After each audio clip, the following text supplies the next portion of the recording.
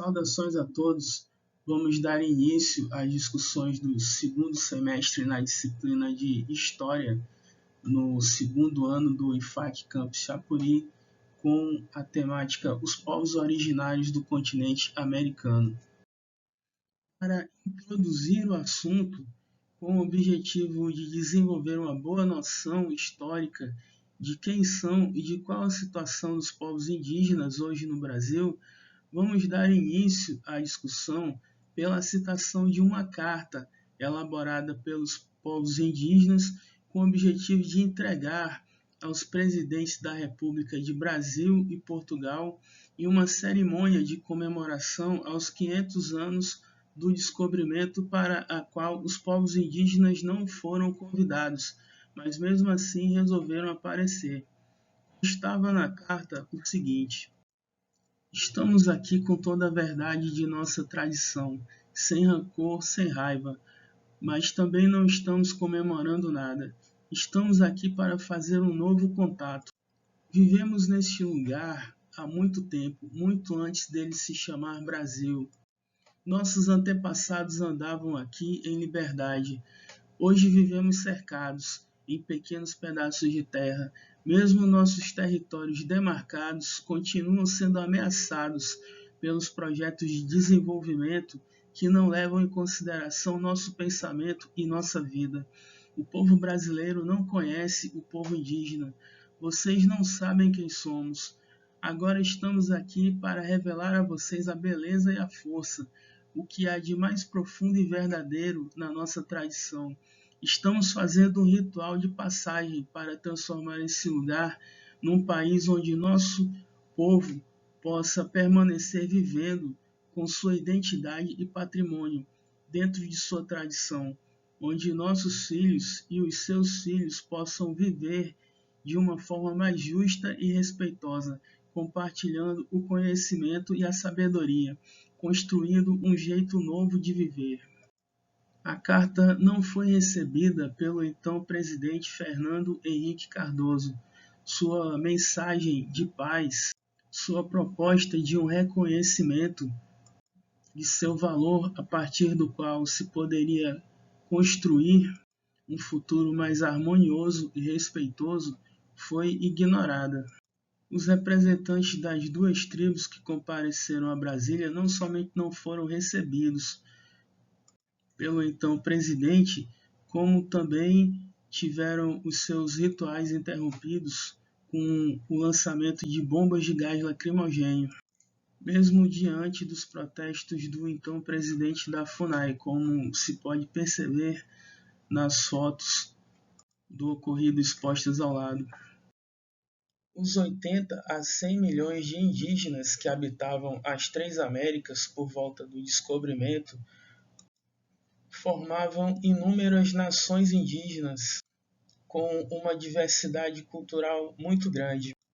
podendo ser classificados a partir de diversos critérios, sendo os critérios econômicos alguns dos principais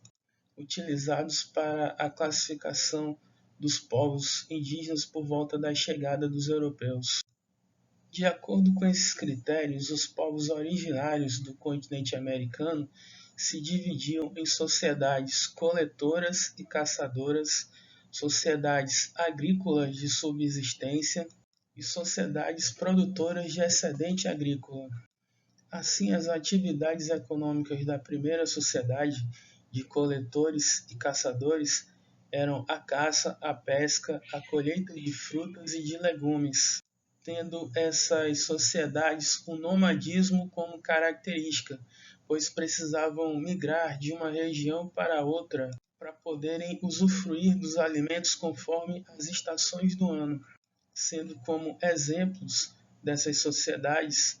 os povos esquimós, apaches, moicanos da América do Norte. E na América do Sul, os Geis no Brasil e os Patagões na Argentina,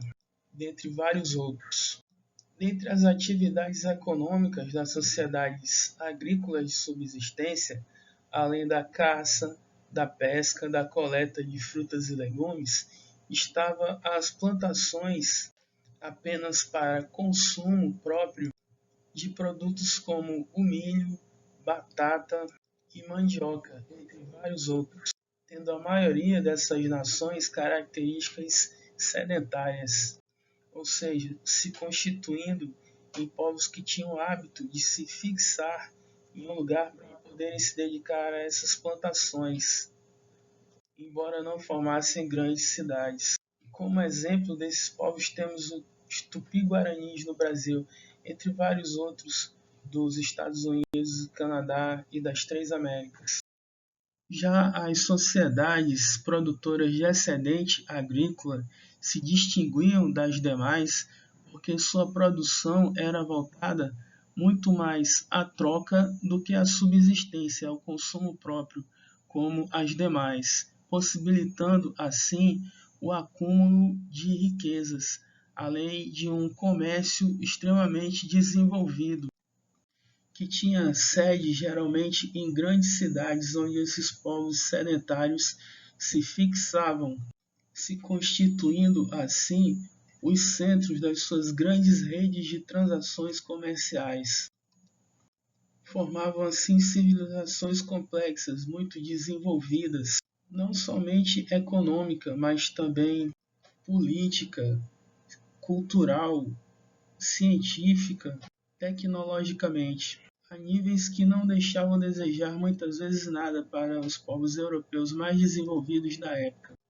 Como exemplo dessas nações indígenas que desenvolveram civilizações complexas, produtoras de excedente agrícola muito ricas, temos o exemplo dos povos astecas, que surgiram aproximadamente 1200 anos antes de Cristo no atual México, na América do Norte, formando um vasto império de nobres guerreiros que cobravam tributos dos povos aldeões vizinhos conquistados. A capital do Império Azteca, surgida em 1325, se chamava Tenochtitlan, possuindo entre 200 e 300 mil habitantes em 1492, por ocasião da chegada de Cristóvão Colombo ao continente americano, era 2 vezes maior do que Sevilha, a maior cidade espanhola da época, tão grande e desenvolvida quanto as maiores cidades dos conquistadores europeus, sendo localizada em uma ilha que ficava no meio de um lago. Possuidora de templos e palácios na forma de pirâmides enormes, largas avenidas pavimentadas, com calçadas, grandes praças e mercados com numerosas oficinas de artesanato e lojas, 2 canais de irrigação com água para os habitantes. Uma infraestrutura espantosa para os padrões da época. Sua organização política consistia em um imperador considerado um deus vivo, além de uma nobreza guerreira proprietária de terras que controlava o Estado, sendo servida por funcionários públicos que cuidavam da administração e camponeses aldeões que pagavam tributos para sustentar a riqueza do império. Como destaques da sua ciência e da sua cultura, podemos citar seu calendário solar de 18 meses, sua escrita em forma de glifos e sua religião que adorava ao Deus Sol como fonte de toda a vida, além de sua grande habilidade na produção de artefatos de ouro que havia em abundância no Império, chamando a atenção dos colonizadores europeus. Outra nação indígena extremamente avançada para a época era a dos povos maias, que possuíam uma organização política na forma de um estado controlado por sacerdotes que se consideravam serem possuidores de poderes sobrenaturais, sendo uma civilização composta por várias cidades-estados, independentes umas das outras, povoadas por uma população de até 200 mil habitantes, sendo essas cidades possuidoras de pirâmides enormes com templos no altar de arquitetura extremamente sofisticada, com quadras de esporte, inclusive escolas e bibliotecas. O povo maia atingiu um grande desenvolvimento científico para a época, podendo ser citada sua literatura extremamente desenvolvida, a exemplo do seu livro sagrado Popol Vuh, tendo desenvolvido na área da matemática o número zero e as casas decimais, que não foram desenvolvidas nem pela Grécia e nem por Roma antigas, da civilização ocidental, além de uma astronomia desenvolvida responsável pela elaboração de um calendário solar e lunar extremamente preciso, capaz de prever com exatidão, inclusive, eclipses lunares e solares, possuindo ainda uma medicina que era capaz de desenvolver cirurgias e curas com plantas que os europeus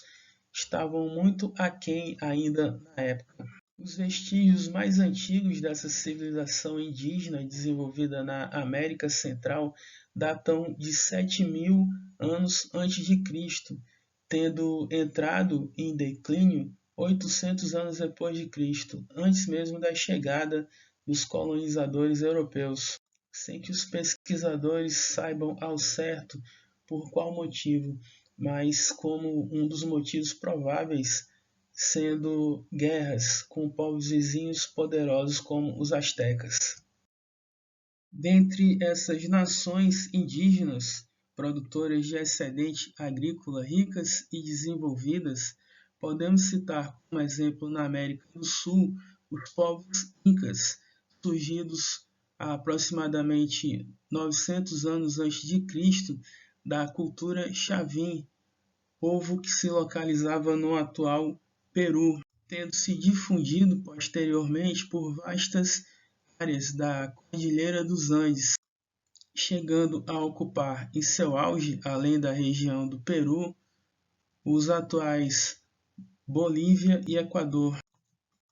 A capital do Império Inca era a cidade de Cusco, possuidora de 200.000 habitantes. Outra cidade muito desenvolvida para os padrões da época, formando a sede de um grande império que possuía mais de 200 milhões de súditos. A língua falada pelos incas era o quechua, e a base das suas práticas e crenças religiosas consistia no culto ao sol, sendo o significado do nome Inca exatamente os filhos do sol. Como elementos de destaque na sua cultura, podemos citar principalmente as suas obras públicas, que consistiam em grandes estradas, postos de mensagens, pontes sobre abismos, cidades com prédios grandiosos de arquitetura sofisticada, que demonstravam um conhecimento bastante desenvolvido e aprofundado na área da engenharia civil, por serem todas essas obras construídas sobre montanhas íngremes de difícil acesso. Importante mencionar também as ferramentas e armas de cobre e bronze, assim como a própria ourivesaria, inclusive suas belíssimas peças de cerâmica e tecidos de algodão bordados, famosos até a atualidade por sua beleza. Os incas desenvolveram, como uma alternativa às escritas desenvolvidas pelos astecas e os maias, os chamados quipus, que consistiam em cordões com códigos numéricos na forma de nós e de cores que transmitiam mensagens. Já os povos indígenas brasileiros são classificados principalmente a partir do seu tipo físico, dos seus troncos linguísticos e dos seus tipos econômicos. Com relação aos tipos físicos, a maioria dos povos indígenas brasileiros são de descendentes de orientais chegados ao continente americano pelo Estreito de Bering na última era glacial em sua maioria, período em que o nível do oceano congelado baixou entre 125 e 150 metros, formando uma ponte de gelo que interligou o continente asiático e americano, a partir do qual os povos nômades puderam migrar de um continente para o outro. No que se refere aos troncos linguísticos que deram origem às línguas faladas que foram catalogadas, mais de 170, aliás, estas são quase todas derivadas do Tupi-Guarani, Macro-G e Aroacre. Econômica e socialmente, suas sociedades de caçadores e coletores não possuem hierarquia social ou divisão em classes, constituindo-se as atividades de caça, pesca, coleta e produção agrícola para a subsistência, formas de garantir o sustento a partir da convivência harmônica com a natureza. Os povos indígenas brasileiros desenvolvem, assim, uma organização social e política chamada de horizontal e igualitária, que não se baseia na exploração, e sim no compartilhamento dos resultados do trabalho, diferentemente da sociedade capitalista ocidental e branca, sendo, por exemplo, o seu chefe político e militar, denominado cacique, apenas uma pessoa respeitável e conhecedora da cultura, um sábio ancião que orienta as práticas populares a partir da sua influência sem impor a sua vontade contra a vontade dos demais membros da tribo, consistindo as suas funções mais em liderança em época de guerra, resolução de conflitos e conselheiro e juiz, sendo outra figura central também nessa organização social os pajés ou xamãs,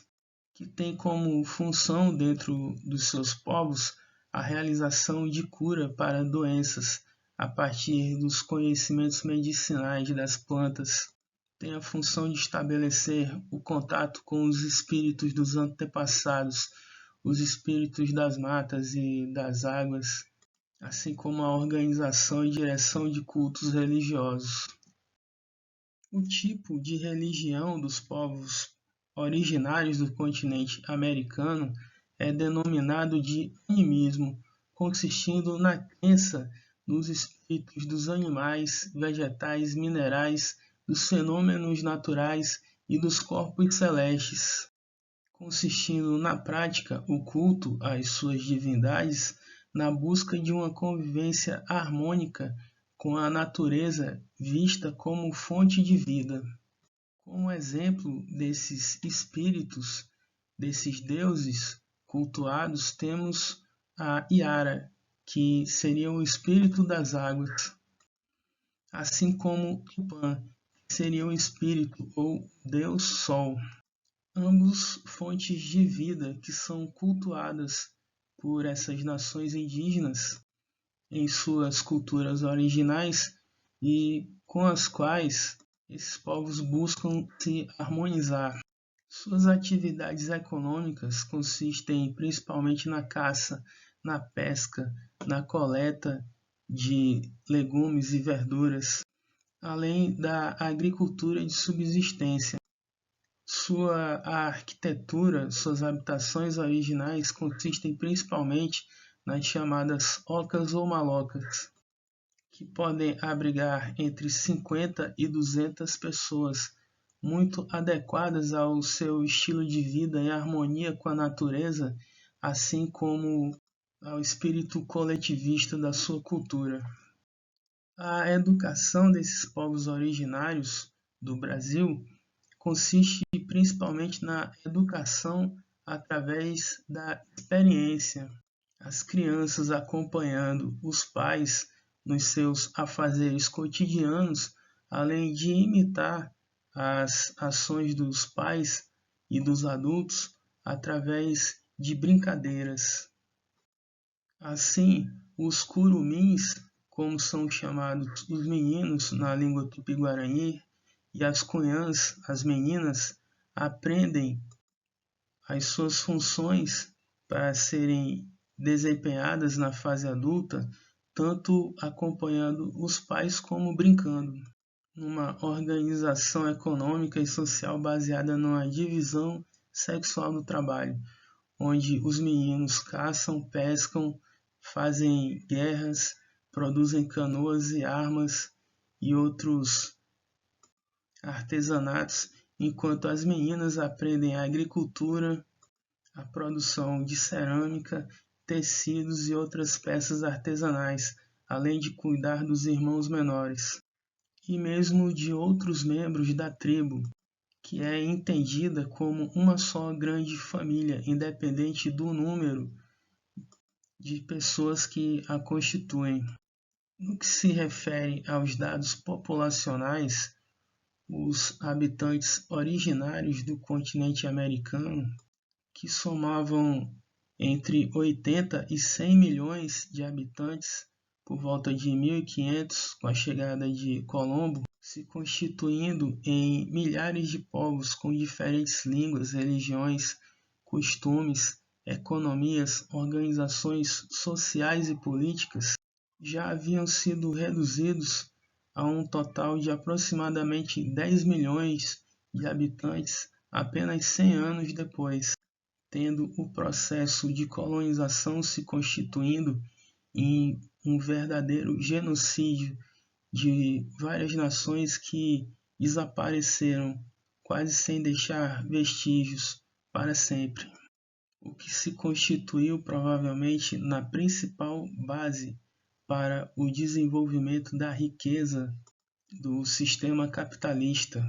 nascido na Europa na Idade Moderna, estando ainda hoje os remanescentes dos povos originários do continente americano lutando para terem as suas terras demarcadas e o valor e a riqueza da sua cultura reconhecidos pelas autoridades que muitas vezes insistem em lhes ignorar e inclusive as desrespeitam de forma profunda, como foi possível perceber no exemplo da carta amistosa que algumas aldeias resolveram entregar ao presidente da República por volta das comemorações dos 500 anos da chegada dos europeus ao continente americano. Encerramos assim a discussão sobre esse primeiro tema do segundo semestre da disciplina de História. O texto em PDF, assim como esse slide e o roteiro de aprendizagem, estarão sendo disponibilizados tanto no Siga quanto nos grupos do WhatsApp, em conjunto com a atividade a ser entregue. Espero que essa exposição resumida sobre um assunto tão vasto e rico tenha sido proveitosa. Até a próxima, grande abraço a todos.